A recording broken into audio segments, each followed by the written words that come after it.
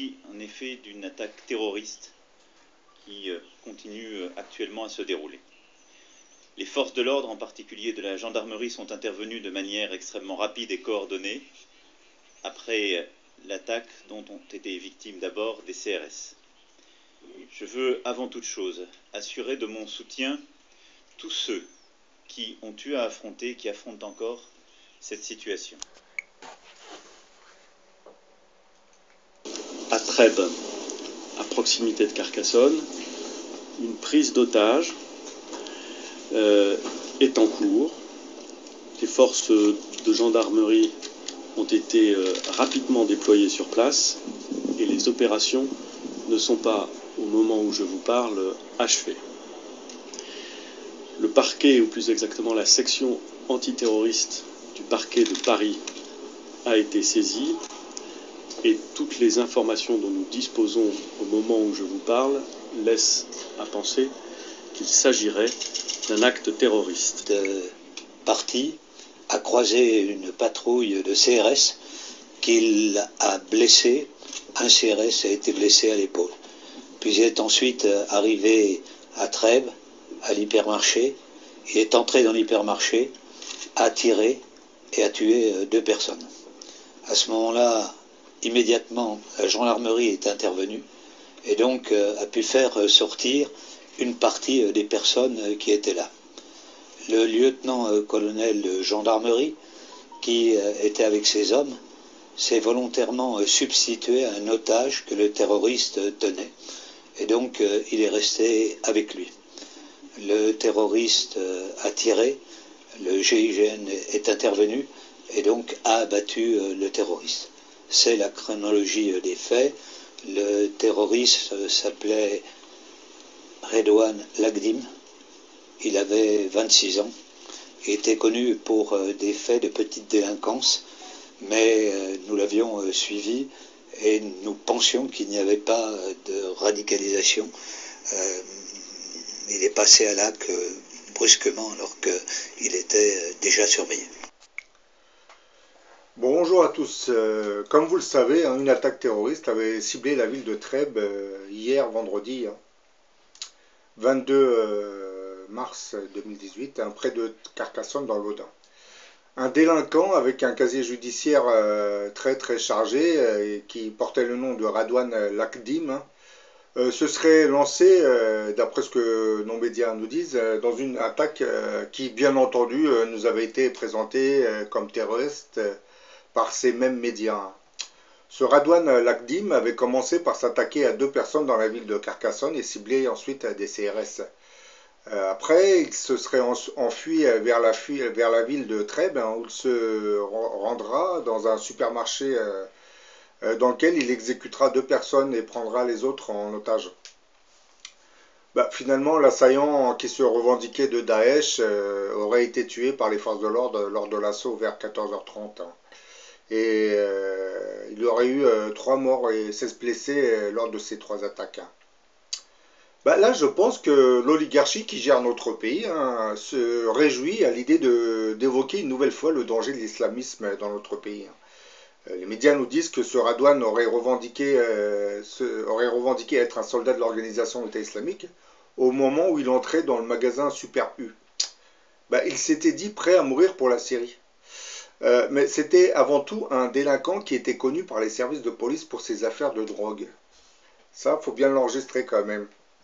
Et cela, je ne pense pas que nos chers médias Garchi le mettront en avant dans leur reportage, car une nouvelle fois, ils vont nous faire croire que c'était un islamiste qui agissait pour le compte de Daesh. Les médias se sont empressés de nous dire que Daesh aurait revendiqué cette attaque. Déjà, je dirais que Daesh ne contrôlerait plus grand-chose en Syrie. C'est vraiment quelques petits territoires en Syrie, et encore, je suis gentil. Donc vouloir donner de l'importance à ce mouvement de Daesh, c'est vraiment risible. Bon, vous allez me poser la question, alors pourquoi nos médias nous font croire à cette puissance de Daesh qui n'existe même plus? Tout simplement pour induire dans l'esprit de l'opinion publique une peur qui va permettre à notre oligarchie de faire légiférer de nouvelles lois ultra sécuritaires par l'intermédiaire d'un gouvernement soumis aux injonctions des grands groupes de la finance internationale. Parce que, comme vous le savez, nos hommes politiques, en réalité, n'ont pas de réel pouvoir. Hein. Ce sont les milieux économiques et financiers qui dirigent notre système économique. Hein. Et par-delà, logiquement, notre système politique. Hein. Bien entendu, pendant qu'on vous passionne médiatiquement parlant avec ce genre d'attaques terroristes, on occulte les vrais problèmes sociaux du pays. C'est un peu comme Mohamed Merah, vous vous souvenez, lorsque il s'était attaqué à l'école juive. Eh ben, immédiatement, vous avez eu le ministre de l'Intérieur qui a commencé à faire des petites conférences. Le réseau médiatique s'est complètement emballé hein, pour nous dire quoi que Mohamed Merah est en fait un terroriste ultra récidiviste hein, qui fumait, qui buvait, qui s'amusait dans les boîtes de nuit. Ensuite, on nous fait croire que ce genre d'individu est un islamiste au service de Daesh. Eh ben, je me pose des questions quand même, hein, parce que si vous nous dites que tous ces terroristes sont des islamistes, ben, je ne sais plus ce qui reste de l'islam alors. Hein. Oui, non, mais vous avez bien compris qu'en réalité c'est du montage, voilà, c'est un conditionnement entièrement monté pour nous faire croire que le danger en France c'est l'islam. Alors qu'en réalité, depuis que les attaques terroristes ont eu lieu, nous avions eu affaire à des simples terroristes multirécidivistes hein, qui se lançaient dans un djihadisme, mais qui ne connaissaient pas grand-chose du Coran, je pense. Hein. C'est des gens, je crois qu'ils en ont lu que deux feuilles. Par exemple, les attaques, ceux qui ont attaqué le Bataclan, les trois quarts étaient des anciens terroristes. Hein. Ils s'amusaient, surtout ceux qui venaient de Bruxelles, de la Belgique. Hein. Ils avaient des cafés, ils s'amusaient, ils buvaient, ils forniquaient, ils fumaient leurs joints. Hein. Donc, nous dire que ce genre d'individus, ce sont des islamistes au service de Daesh, c'est devenu des djihadistes, ça prête à rire. C'est-à-dire ça prête à rire entre parenthèses, hein, parce que bon, quand vous connaissez l'envers du décor, vous ne riez pas beaucoup, hein, parce que vous voyez bien que c'est une grossière manipulation faite par certains organismes médiatiques, hein, derrière lesquels se cacheraient des intérêts financiers et francs-maçons, bien entendu, hein, qui expliquerait pourquoi on nous manipule en nous faisant croire que ces gens agissent au nom de l'islam. Mais bon, ça prête à rire. C'est quand même étrange hein, qu'à chaque fois que des conflits sociaux apparaissent en France, hein, on voit apparaître une attaque terroriste. Hein, comme si notre oligarchie se disait « Ah, bah, il nous faudrait un petit attentat pour calmer tous ces conflits sociaux. Hein. » Bah, est-ce l'œuvre d'un égrégore de pensée qui agirait dans l'invisible? Et lorsque cet amas d'énergie psychique touche une personne bien précise, ben, finira par le contraindre, malgré elle, à commettre un acte répréhensible. Puisque cette personne sera sous l'influence de l'égrégore qui va la pousser à agir, malgré qu'elle ne voulait pas agir. Et bon, là, c'est qu'une simple hypothèse, hein, je vous dis. Hein, mais peut-être que cet égrégore fonctionnerait réellement. Hein. Ce qui sous-entendrait, c'est que si cet égrégore se connecte à une autre personne, et ben, cette autre personne sera amenée à commettre un autre acte répréhensible. Puisque cet égrégore est fabriqué par notre oligarchie. Bon, quand je parle d'oligarchie, je parle des banques, des groupes industriels et de notre gouvernement. Hein, ils composent la même mafia. Hein. Comme nous sommes en pleine crise économique, surtout que depuis quelque temps, vous savez qu'il y a des conflits sociaux qui commencent à apparaître, hein, surtout celui de la SNCF. Hein. Donc, à chaque fois que les conflits sociaux se multiplient, on essaye de trouver une diversion. Et bon, cette diversion, je ne dis pas que l'oligarchie l'a choisie, parce que là, certains vont croire que ce Radouane Lagdim aurait été manipulé, conditionné, hypnotisé. Non, non, il n'a pas été hypnotisé, le gars. Le gars, probablement qu'il a été touché par cette énergie d'un égrégore qui veut que il y ait des attentats pour que l'opinion publique ne pense pas aux conflits sociaux. Bah, concernant j'allais dire, mais qu'est-ce qui aurait poussé ce Radouane Lagdim à passer à l'acte, à part cette hypothèse de l'égrégore énergétique hein. Je ne crois pas que ce soit suite à une grande ferveur religieuse, hein, puisque, comme vous le savez, maintenant, son passé était teinté d'actes de délinquance. Hein. Ce qui est un peu contraire à la bonne conduite de tout religieux, je pense, hein, surtout dans l'islam, hein, tout comme dans le christianisme. Hein. Parce que ceux qui commettent des fusillades aux États-Unis, qui sont chrétiens, je ne pense pas que ce soit des grands religieux, hein. Ce sont des gens athées qui se lancent dans ce genre d'acte, hein. Sur Radouane Lagdim, s'il était vraiment religieux, je pense qu'il n'aurait pas agi de la sorte. C'est une logique implacable. Parce que si vous croyez en un créateur des mondes, vous n'allez pas tuer des gens gratuitement. Mais je pense que, c'est-à-dire pour comprendre surtout son passage à l'acte, il faudrait retrouver les problèmes auxquels il aurait été confronté quelques semaines auparavant. Et là, je pense qu'on va trouver l'origine de son passage à l'acte, qui, comme je le soupçonne, hein, se rapprocherait plus d'un problème psychologique lié à une dépendance de la drogue qu'à un acte terroriste au service de Daesh, hein. Parce que, comme je vous l'ai dit, Daesh, c'est une organisation criminelle, il faut dire son nom, hein, comme elle est, comme il est, hein, qui n'a plus de réel pouvoir, hein. Donc ceux qui se lancent dans des attaques à gauche et à droite le font délibérément et sans avoir été contactés par l'organisation Daesh, hein. Par exemple, ce Radouane Lagdim, comme d'autres, indirectement, ces gens se suicident.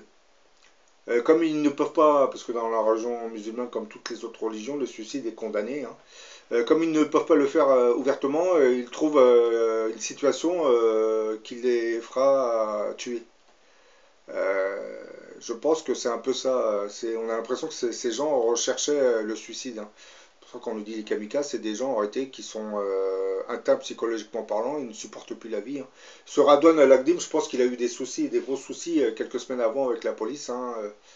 Et il a voulu se venger de la société une nouvelle fois, hein. Mais bon, je pense qu'il n'a pas été contacté par Daesh, hein.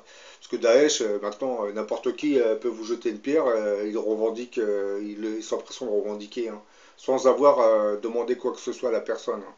Oui, c'est une organisation qui est en, comment dire, en quasi, j'allais dire faillite, non, qui est en train de disparaître complètement, hein. Mais bien entendu, les États-Unis, lorsque Daesh n'existera plus, s'arrangeront pour trouver un autre groupuscule, hein. Parce que le complexe militaro-industriel, il faut le faire tourner aussi, hein. Donc si Daesh n'existait plus, les États-Unis n'ont plus de raison d'être dans ces régions.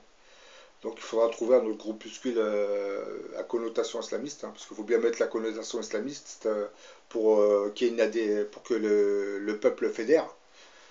Tout en sachant que ces groupuscules agissent pour leur propre intérêt, hein, et sont surtout animés par un certain nationalisme, hein, qui est très très éloigné du religieux, hein. C'est quand on parle de Al-Qaïda, Daesh, ce sont des groupuscules, surtout pour Daesh, c'est un groupuscule minoritaire composé de sunnites, hein, qui veut se venger, parce que ce sont des Irakiens avant tout, hein. Daesh, ce sont des Irakiens, hein. Par la suite, vous avez d'autres groupuscules qui sont venus de toute la planète, mais à l'origine, le noyau dur de Daesh, ce sont surtout les anciens officiers de l'armée de Saddam Hussein, hein. Officiers qui, comme vous le savez, étaient plus ou moins laïcs, hein, donc ils ne connaissaient rien de la religion islamique, hein, et puis ils n'en voulaient pas, hein. Ça explique pourquoi ils se complaisent dans tous ces massacres en Irak, hein, au nom de l'islam, hein. Parce qu'en réalité, leur but premier, c'est vraiment de discréditer complètement cette religion. Bah oui, comme vous savez que l'armée de Saddam Hussein était une armée laïque, c'est pour cette même raison que la France à une époque ne voulait pas trop accompagner les États-Unis dans leur croisade contre Saddam Hussein, hein, parce que notre gouvernement, lui, a tendance à commercer avec les régimes laïques, hein, tout en sachant que ces régimes militaires laïques sont des dictatures sanguinaires, hein. Je parle surtout de l'Algérie, de l'Égypte, de la Syrie et de l'Irak. Eh ben, le gouvernement français aura tendance à soutenir ces régimes, hein. La guerre en Irak, la France l'a faite malgré elle, hein. Elle n'avait pas trop le choix, hein, parce que les États-Unis ont imposé leur dictat à cette époque, hein. Parce que déjà, elle voulait faire construire une centrale nucléaire en Irak, donc le commerce avant tout, hein. Bon là, je vous cite ce que nos médias Garchi nous ont dit au sujet de ce Radouane Lagdim. Bon, ça ressemble un peu à ce qui a été dit pour les autres djihadistes, hein, soi-disant djihadistes qui combattent au nom de l'islam, hein. Vous avez toujours la même propagande, hein, qui est toujours destinée à induire dans l'esprit de l'opinion une certaine peur, hein, qui va vous permettre, du moins qui va permettre surtout à l'oligarchie de vous détourner des vrais problèmes sociaux du pays, hein. Parce que, comme je vous l'ai dit, hein, l'injustice sociale dans ce pays est générée par une mauvaise fonction, par notre système économique capitaliste, hein. Et comme ce système économique ne profite qu'à notre oligarchie, elle ne veut surtout pas que vous vous révoltiez contre ce système, et logiquement vous allez vous révolter contre l'oligarchie.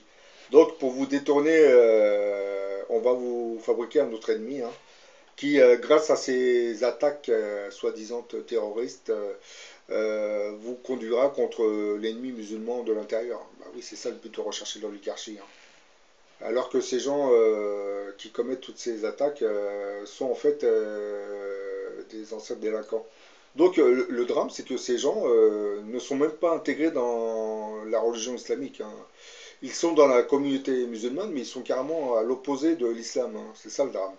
C'est qu'on va on va surmédiatiser ce genre d'individus pour discréditer la majorité. Parce que si tous les gens étaient comme ces Redouane Lagdim, je pense que là on en aurait 1 million en France, hein. Comme vous le constatez, il n'y a pas 1 million de terroristes, hein. La majorité des musulmans vont faire leurs prières, hein, dans les mosquées, hein. Là, vous nous parlez, on évoque des jeunes qui sont en pleine détresse sociale, hein, qui sont plongés dans une délinquance incroyable, qui sont accros à la drogue, hein, avec un esprit complètement détraqué, hein. Bah oui, à force de fumer ou de se piquer, ben, l'esprit, logiquement, il se dérègle complètement, hein. Et bon, lorsque ces gens regardent la télé et voient la propagande qui est faite autour de Daesh, eh ben, ils se lancent à leur tour, hein. Bah oui, c'est un effet de conduite, hein. Ben, comme je le dis, hein, nos chers médiagarchies, bon, pour ceux qui ne comprennent pas le terme médiagarchie, c'est média et oligarchie, hein. C'est le fait de dire que l'oligarchie contrôle 90% de notre réseau médiatique, hein. Ben, ils nous disent au sujet de Redouane Lagdim, hein, bah, ils sont là pour mieux nous détourner des vrais problèmes sociaux, hein.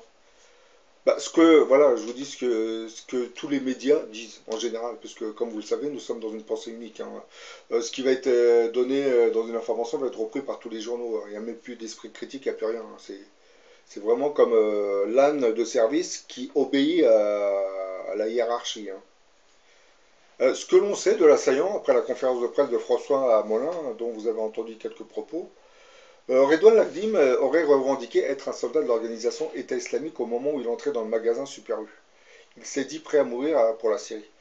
C'est-à-dire, si je comprends bien cette phrase, c'est que n'importe quel musulman qui rentre dans une grande surface et dit Allah Akbar, donc c'est un terroriste. On est mal parti, hein. C'est vraiment du foutage de gueule, je dirais, hein. Le gars, c'est normal, et encore, même s'il il n'a pas dit le mot, le fait qu'il soit musulman, il sera considéré comme un terroriste au service de Daesh, hein. Donc je dirais qu'il n'a même pas il n'a même pas crié à l'Akbar, hein. Juste quand ils vont voir l'origine de la personne, les gens vont vite comprendre, hein, surtout les forces de l'ordre. Dans le supermarché à Trèbes, il aurait sollicité la libération de frères, hein, avant de tirer sur un client et un employé du magasin, qui tous deux décédaient sur place. Bah, selon le procureur, cet homme aurait fait l'objet d'un suivi des services de renseignement et aurait été fiché S pour ses liens avec la mouvance salafiste. Bah, là, c'est pareil, hein. On nous dit qu'il aurait été fiché S pour ses liens avec la mouvance islamiste.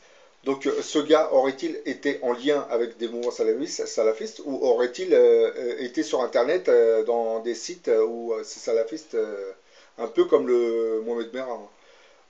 Si vous préférez, c'est des gens qui n'ont aucun contact, hein. Ils vont sur Internet, ils vont dans des sites soi-disant salafistes, et tout de suite on leur colle la mouvance islamiste, on les fiche S, hein. C'est un peu le KGB en France, hein. On est arrivé à l'époque du KGB maintenant. Parce que pour l'instant, on parle de ces soi-disant terroristes qu'on fiche S, hein, mais par la suite, vous verrez, hein, les communistes, bah, ils leur donnent une autre étiquette à les forces de l'ordre, hein. Donc eux, ils sont fichés avec un autre dénominateur, les communistes, hein. Par la suite, vous verrez, on va s'intégrer aux communistes, à l'opposition réelle, hein, l'extrême gauche. Tous ces gens qui fabriquent l'opposition réelle du pays vont tous être fichés. Et tout ça à partir de ces attaques terroristes. Comme je l'ai dit, ces attaques terroristes, en réalité, pour ceux qui croient au créateur des mondes et au diable, le diable s'amuse à stimuler ces gens pour fabriquer un état d'esprit dans le pays, hein, afin de préparer son programme dans le futur. Je parle du programme du diable, hein. Là, c'est une phase de préparation qu'il fait. C'est pour cette raison que le diable est en train de conduire. D'ailleurs, vous avez remarqué, la majorité des djihadistes qui sont dans ce genre d'attaque sont des délinquants, donc ils ont déjà un pied dans le camp des forces du mal. Donc c'est beaucoup plus facile d'influencer une personne qui vit dans le mal qu'une personne qui vit dans le bien. Donc pour le diable, c'est beaucoup plus facile de choisir ses terroristes parmi ce terreau délinquant que parmi les vrais religieux, hein.